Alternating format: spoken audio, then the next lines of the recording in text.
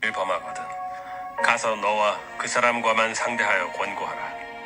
만일 들으면 네가 내 형제를 얻은 것이요 만일 듣지 않거든 한두 사람을 데리고 가서 두세 증인의 입으로 말마다 확증하게 하라.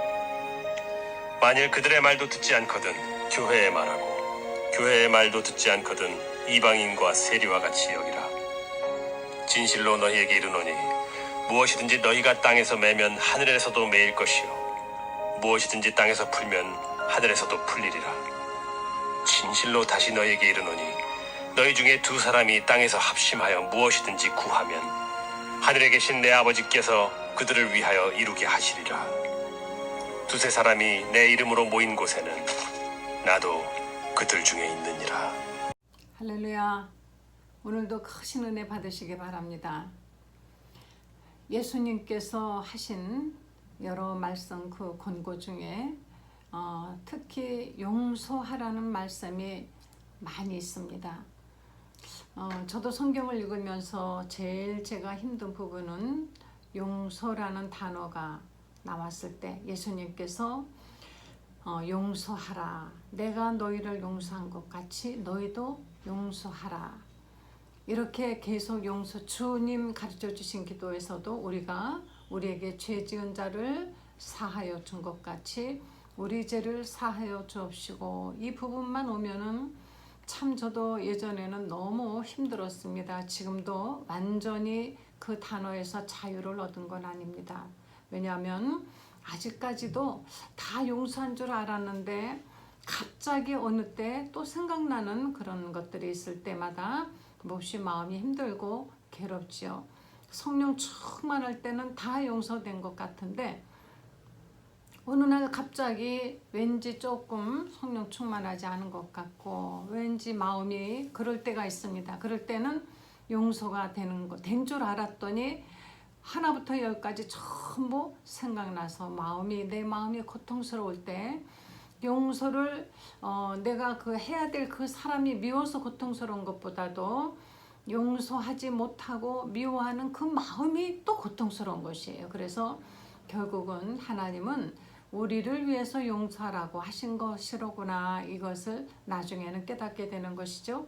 그래서 용서를 하고 나면 마음이 아주 편안하고 자유를 느끼고 마음이 굉장히 기쁘죠. 그런데 용서하지 못하고 누군가를 미워하면은 그 마음이 얼마나 괴롭습니까? 그래서 주님께서는 바로 죄를 지은 사람을 위해서가 아니라 너를 위해서 내가 너에게 용서하라고 하는 것이다 라는 것을 그렇게 말씀을 하셨구나 라고 깨닫게 되었습니다. 예수님께서 오늘 18장 15절에 보면은 내 형제가 죄를 범하거든, 이제 이것은 교회에 속해 있는 지체들에 관한 말씀인 것입니다.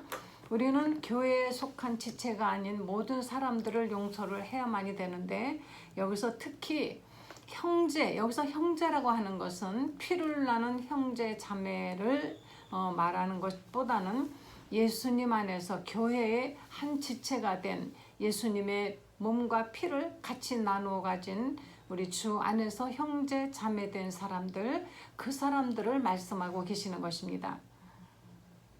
어떻게 보면은 혈육은 아니지만은 영적으로 본다면은 우리는 예수 안에서 예수님 믿는 사람들은 모두가 한 형제고 한 자매이고 모두가 가족인 것입니다. 그런데 그 중에 어떤 사람이 죄를 지어서 만약에 내게 고통을 주었다면은, 그렇다면은 너는 가서 어떻게 해야 되느냐, 그 사람과만 만나서 그를 권고하라 그러셨습니다. 교회 안에서 어떤 형제가 죄를 지으면 이것을 여러 사람에게 먼저 퍼뜨리지 말고, 교회라는 것은 상당히 어려운 것입니다. 누구 한 사람만 알라고 얘기를 해도 그 사람이 또 다른 사람에게 당신만, 집사님만 혼자 꼭 아셔야 됩니다. 또 그분은 장로님만 꼭 아셔야 됩니다. 이 비밀을 꼭 지켜주세요. 서로 이렇게 하다 보면 장로님은 또 부인에게 당신만 꼭 알아야 돼, 절대 얘기하면 안 돼, 이렇게 하다 보면은 그냥 교회 안에 순식간에 삽시간에 이 소문은 퍼져나가죠.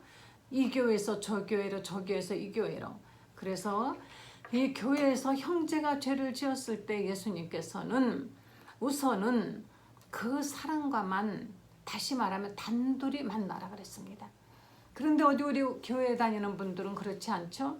누군가가 자기에게 죄를 지으면은 만나는 게 아니라 다시는 안 만나겠다. 원수처럼 상종을 하지 않겠다 하고 딴 사람한테 가서 말해버리는 것입니다. 이래서 교회에 문제가 커지는 것이고 교회 안에 용서가 어려운 것이에요. 그래서 교회에서 형제가 죄를 범하거든 우선은 그 사람과 단둘이 만나세요. 일단은 먼저 만나서 정말 기도 많이 하고 가가지고 예수님의 이름으로 더 이상 죄를 짓지 못하도록 먼저 그를 권고하시기 바랍니다. 그런데도 만약에 듣지 않으면 그때 또 다시는 너 안 만나 하고 또르륵 쫓아가서 사람들에게 막 소문낼 것이 아니라 교회 안에서 믿음이 좋은 한 명이나 두 명을 데리고 가서 같이 만나시기 바랍니다. 교회 안에 그래서 직분자가 있는 것이죠. 교회 안에 권사님, 장로님 또는 뭐 여러 교육자들 왜 계십니까? 그분들이 교회 안에 있는 여러 그 신앙이 좋은 분들, 정말 입이 무겁고 뭔가 남에게 행실에 본이 되고 신앙에 존중을 받을 수 있는 그런 사람을 꼭 한두 사람을 데리고 가서 다시 그들의 말마다 정창케 같이 증인을 세워가면서 이렇게 그를 권고하시고 공고하셔서 어떻게든지 바로 그 직전에 예수님 그러셨어요. 한 영혼이라도 한 사람이라도 실족해 하지 말아라. 실족해 한다는 것은 꼭 그 사람이 내가 잘못해서 실족하는 적도 있지만 그 사람이 죄를 지었을 때 우리가 어떻게 대처를 잘못하느냐에 따라서 실족해 버릴 수 있는 것입니다. 죄를 진 사람이 오히려 더 화를 내죠. 죄를 진 사람이 오히려 더 시험들어 나가버리는 것입니다. 그래서 죄 지은 사람들을 오히려 보호하고 한 사람이라도 실족하면 안 되니까 단둘이 만나서 권고하고 그래도 안 되면은 정말 믿음이 좋고 정말 입이 무거운 분을 잘 선택하세요. 교회 안에서 제일 조심해야 될 것은요. 입이 가벼운 사람입니다.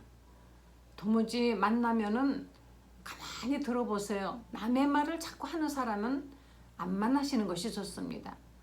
남의 말을 해도 좋은 말만 하는 사람은 만나야죠. 그런데 꼭 남의 어떤 사생활 이야기, 어떤 비밀스러운 이야기, 나쁜 이야기 이런 거를 생각해 주는 척 하면서 퍼뜨리는 교회 아닌 세상 사람들이 말하는 것하고는 좀 방법이 다르겠죠.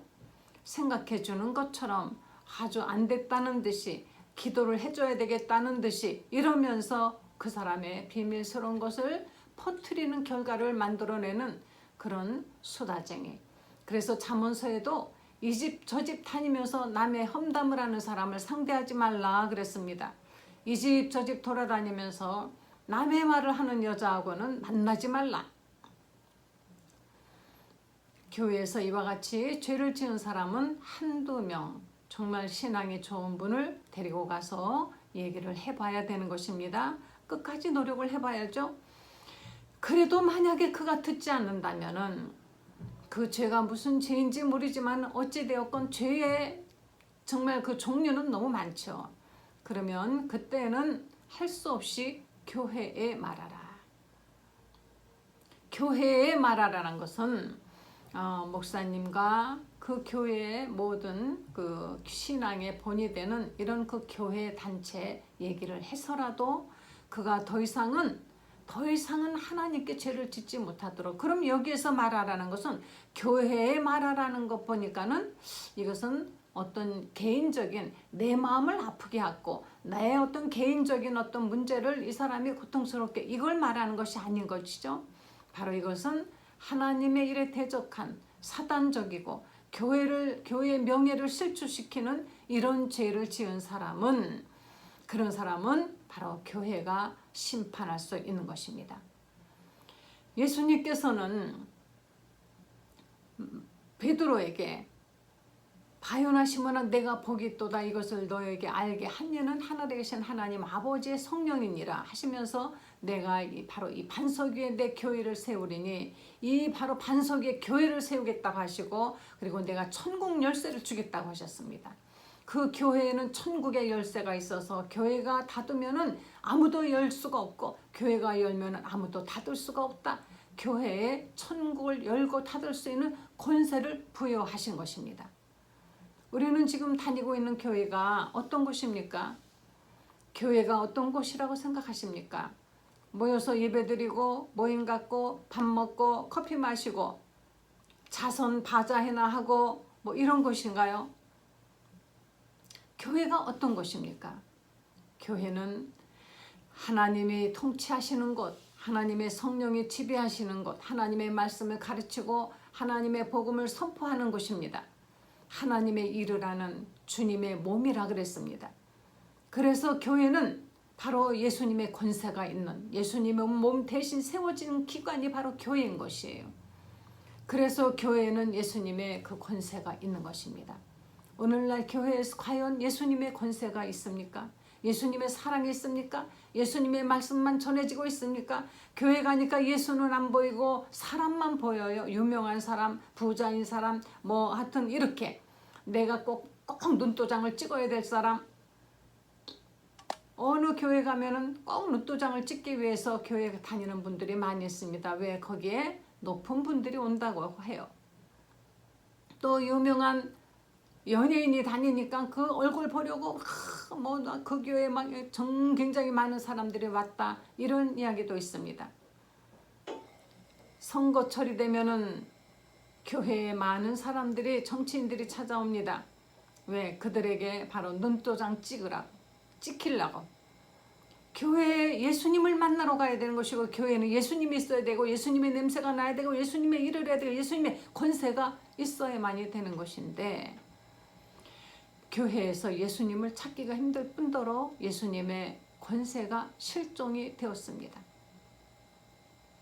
지금의 교회가 과연 지금 특히 우리나라 지금 현재 코로나 때문에 예배가 지금 중지되어 있는 이때 우리의 교회는 어떻게 되었습니까? 저는 정말 그 화려하고 그 화려하게 지었던 수십억짜리의 파이프 오르간을 자랑하는 엄청난 그 피아노와 뭐 파이프 오르간과 무슨 그 어마어마한 시설을 들인 대리석 벽들이 있는 그런 화려한 교회들이 사람 한 명 없이 텅 비어 있는 것을 볼 때 마음이 예수님은 어땠을까? 아팠을까요? 안 아팠을까요? 저는 두 가지 방면으로 생각했습니다. 건물이 아깝다 생각하실 때는 아마 아깝다고 아니요. 예수님은 무엇이 아까웠을까요? 주님의 몸된 교회 안에 정말 그 채워져야 되는 사람들이 모여야만이 교회인 것인데 알맹이는 없고 껍데기만 있다는 것입니다. 이것을 보셨을 때 예수님은 마음이 아프셨을 거예요. 바로 예수님 말씀하시기를 뭐라 그랬습니까? 너희가 두세 사람이 내 이름으로 모이면 내가 거기에 함께 하겠다고 말씀하셨습니다. 두세 사람이 예수 이름으로 모이면 거기가 바로 교회인 것입니다.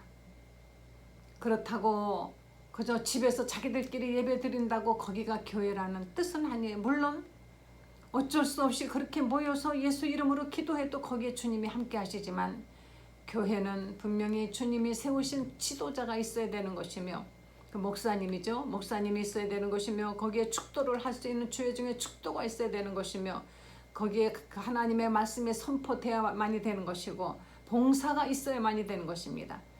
이렇게 그 모든 것들이 다 갖춰져야만이 되는 것이 하나님께 드리는 그 예배에는 신령한 영적인 것도 있고 또 정말로 형식적인 것도 우리가 경건을 다해 드려야만이 되는 이런 것들이 있는 것입니다. 이런 것이 없으면은 뭔가 부족하죠.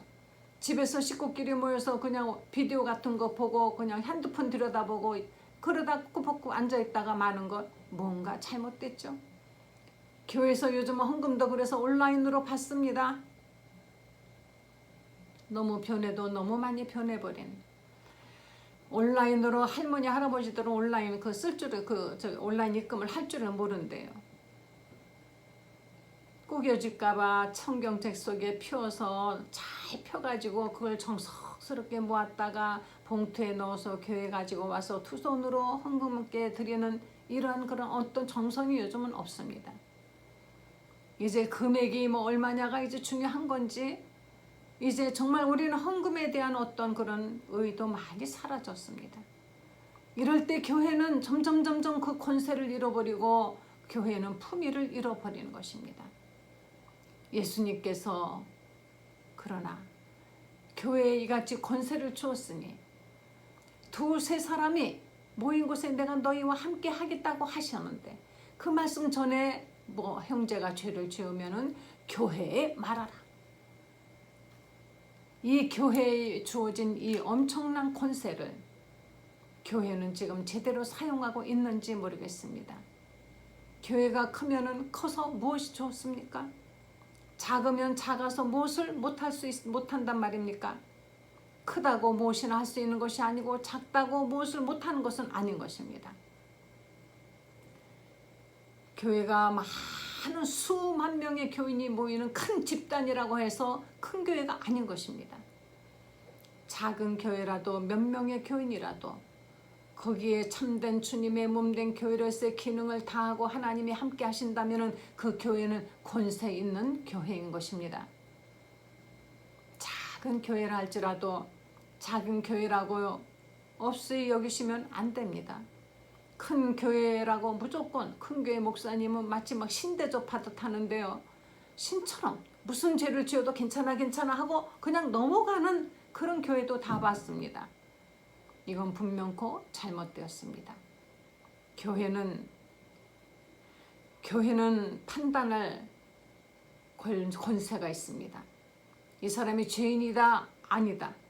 교회에서 이 사람은 더 이상 용서할 수 없는 죄인이다 하고 교회에서 이 사람을 만약에 버려버리면, 이 사람은 과거의 그리스도인들은, 초대교회 그리스도인들은 이런 사람들을 교회에서 아예 버려버려서 교회에 다시 말하면은 다시는 구원받을 수 없는 사람으로 그렇게 버리기도 했었어요.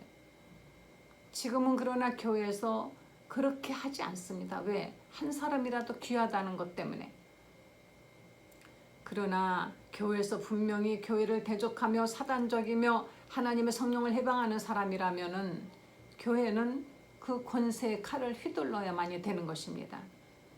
너무 연약하고 너무 세상적이고 너무 인간적인 이런 교회는 100개가 있으면 무슨 소용이 있으며 1000개가 있으면 무슨 소용이 있으며, 교인이 많이 모이는 아주 큰 집단이라 할지라도 하나님 보실 때는 아무 소용이 없는 것입니다. 그래서 예수님께서는 마지막에는 교회에다가 물어봐라. 그래도 만약에 듣지 않으면 이방인처럼, 세리처럼 이들을 취급하여. 이방인은 누굽니까? 예수를 믿지 않는 사람과 똑같다는 것입니다. 그 말씀은 구원받을 수 없다는 것입니다. 두세 사람이 모여서 기도하더라도 주님이 함께 하신다는 믿음으로 여러분 어디에 있든지 교회의 권세를 회복하시고, 작은 교회라고 성도님들 기죽지 마시고, 또 작은 교회라고 목사님을 성도님들이 그냥 우습게 보지 마세요. 하나님이 인정하는 주의 종이라면은 무조건 어떤 죄를 지어도 하나님이 편들어 주신다는 뜻은 아닙니다. 큰 교회라고 하나님이 크게 여기는 거, 작은 교회라고 작게 여기는 거 아닙니다. 누구든지 하나님의 뜻대로 행하는 주의 종, 하나님께서 반드시 주님이 쓰시는 종이기 때문에 반드시 책임지시고 그를 통하여 축복하시고 그를 통하여 판단도 하신다는 것입니다. 교회의 권세를 다시 되찾는 한국의 교회가 되었으면 좋겠습니다.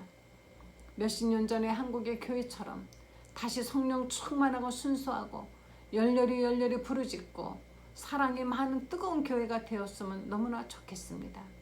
우리 한국의 교회에 회복의 운동이 일어나도록 성도님들, 모두 성도님들부터 교회에 모든 그 일에 동참하시면서 교회 권세를 회복하시기를 예수 이름으로 간절히 축원합니다. 기도하시겠습니다. 하나님 감사합니다. 우리 한국의 교회를 하나님이 축복하시고 한국의 교회를 회복시켜 주시기를 원합니다. 성령 충만했던 교회, 열정이 많았던 교회, 순수했던 교회, 정직했던 교회, 오직 기도만으로 모든 것을 해결하려고 했던 교회가 되게 하여 주시기를 원합니다. 너무나 세속적이고 세상적으로 물들어가는 그리고 약해져가는 교회들을 하나님이시여 성령으로 회복시켜 주시고 이 나라 이 땅에 이 교회를 통해서 하나님의 뜻이 이루어지게 하여 주시옵소서. 예수님의 거룩하신 이름으로 기도했습니다. 아멘. 지금은 세상에 믿지 않는 사람들이 함부로 교회를 판단합니다. 그러나 성도 여러분 꼭 명심하세요. 오히려 교회가 세상을 판단해야 되는 것입니다. 거꾸로 지금 판단당하고 있어요. 판단당하지 말고 올바른 행동으로 오히려 세상을 판단하시기 바랍니다. 할렐루야.